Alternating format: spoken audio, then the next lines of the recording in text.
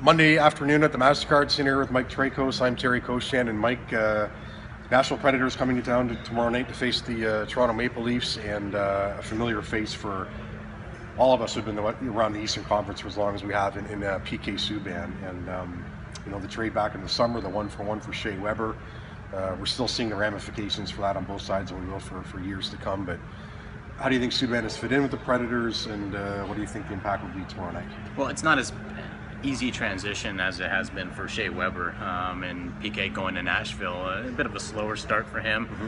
Plus minus, he hasn't been as great. He's getting his points, and obviously he doesn't have Carey Price in net for him to help him out. But things probably are going to work out, and I think over the long run, that's going to be a better trade when we're talking about who's going to have the better career going forward since the trade. But it's interesting. That was never a hockey trade. It always seemed like it was more of a cultural trade.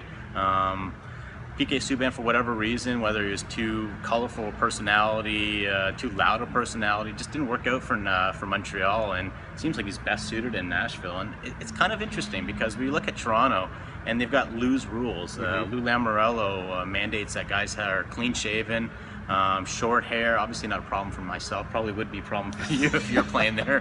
But I was talking to Matt Martin, who willingly signed with Toronto. He said part of the negotiating process was his agent telling him, hey, if you're going to sign here, you're going to have to cut your locks, you're going to have to fall in line, you're going to have to shave every day. And Matt Martin said, okay, it wasn't a deal breaker for him, but definitely could be if it was a Brent Burns. And it's just kind of funny because that is kind of an antiquated thought, you'd think, in today's NHL, and yet talking to the guys in the Leafs dressing room, they seem to believe that there's some value there. I don't know, how do you feel about that? Do you think it's kind of like get with the times already? Well, I don't know. I mean, I guess you can see the reasons behind it. I remember I think this came up last season, well, it would have for sure, when Lamoriello first came on, and we started to see these things implemented from day one, because it was so different. The facial hair gone, the longer hair, but even getting the whole shaving thing, a player has to get up in the morning and bingo, right away it's something that he quote unquote is on his to-do list. Right. So you start thinking about the day ahead and that sort of thing, and